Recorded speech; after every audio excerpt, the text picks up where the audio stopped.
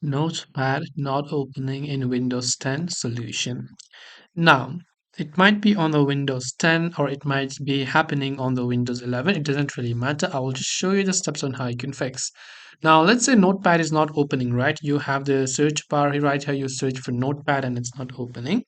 First of all, what we're going to do is from the bottom of the task bar, right? So on an empty space, right click and then click on Task Manager. Now, Notepad sometimes might not open if it is still open in the background. So once you're here, you want to simply search for notepad.exe. If it is not under apps, you might want to check under background processes. There you should be able to find Notepad.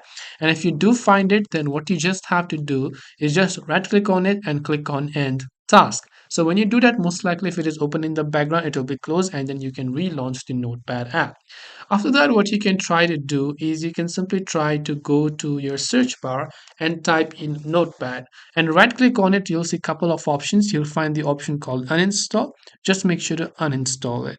Otherwise, you can also just go to app settings right here. Now, normally you can try to uninstall and reinstall from your Microsoft Store, but from here also you can just click on immediately terminate this app and its related process, and you can see reset button. So here you can see repair button. You can just click on repair to see if that actually helps you solve the problem.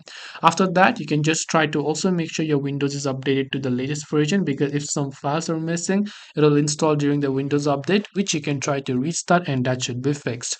I hope the video helped you. If you have any questions, feel free to leave them down below. Thanks for watching till the very end of this tutorial and see you soon in our next video.